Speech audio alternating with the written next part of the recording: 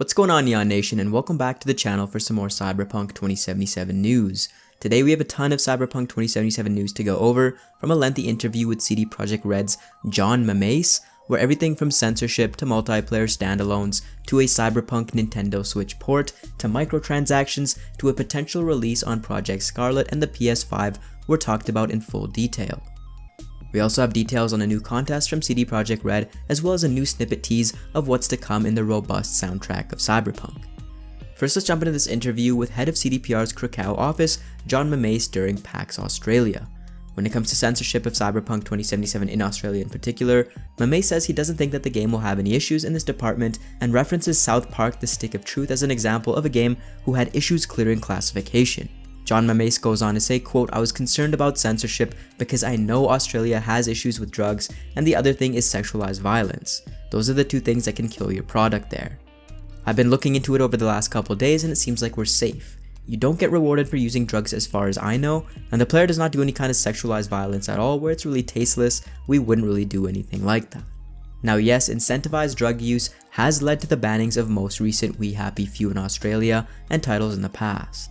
I think there's a very muddy line here as to what they would classify as an incentive, as reflex boosters and combat sims are technically drugs that give you boosts, which might be classified as incentives.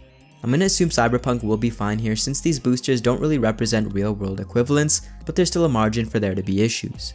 Fallout 3 did have issues with incentives related to drug use and was originally banned until they changed the name of morphine to MedX.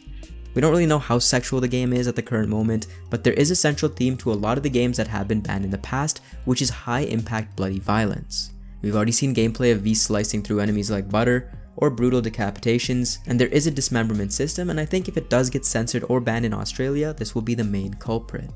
In Japan, decapitations will be censored, as will nipples, because that's just how Japan operates, and The Witcher did have censored versions for the Middle East, so just keep that in mind. When it comes to multiplayer, y2mate mentioned that CDPR are expanding and can work on multiple AAA titles at once.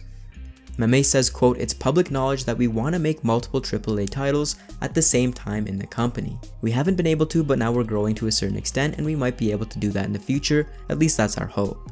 We'll see how well Cyberpunk does. I like Cyberpunk, I'd like to keep making Cyberpunk games, and I like The Witcher, I'd like to keep making those games. It could be anything, even some new IP or some licensed IP. When it comes to next generation consoles, y2mate mentions, quote, "We'll see what we can do with those. The more powerful the technology or the consoles, the better it is for me as a game developer." We already know CDPR's stance on microtransactions, but y2mate clarifies that he thinks it's a bad idea to do microtransactions in a game, even though they are profitable and good for business.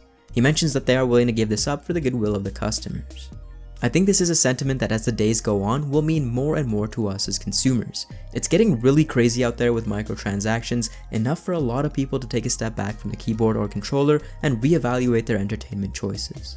John reiterates that CDPR are following The Witcher's approach when it comes to DLC, and that when it comes to a release date, some of the people in the studio feel good and some are a little nervous, but this is a normal feeling. The directive is that they need to keep the date.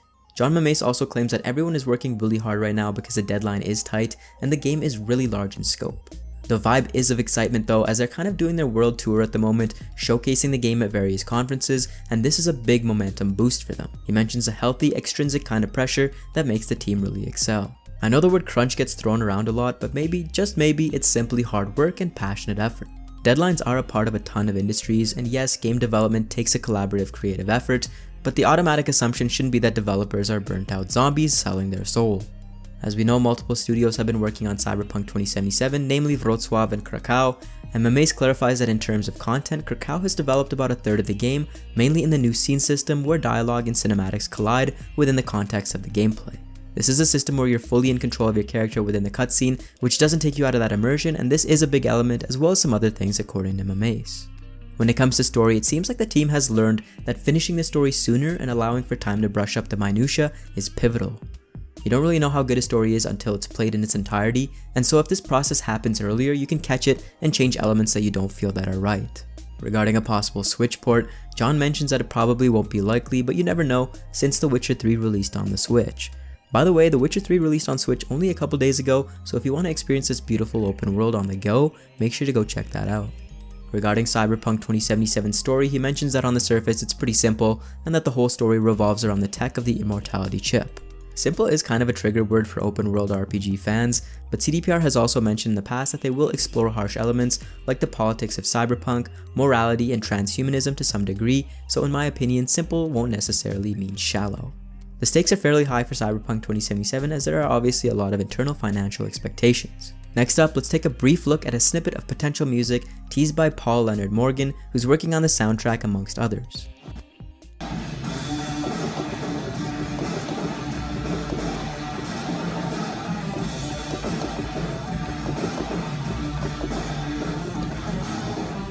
Next, we have confirmation of a photography contest from CD Projekt Red and Cyberpunk 2077. They initially teased this not too long ago with the hashtag #CaptureCyberpunk, and we speculated it could be a photography contest or a photo mode tease, so I guess we were half right on that one.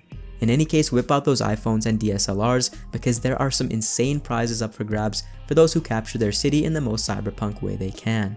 For the submission phase, you must find somewhere in your city or area with a true cyberpunk vibe and take a photo that best captures it. You have to submit before December 16th with up to 5 photos, and winners will be chosen from those. It's really awesome to see how much additional things the community can get involved with cosplay and now the photography contest. Thanks for watching, and for more Cyberpunk 2077, join Neon Nation by subscribing to the Neon Arcade.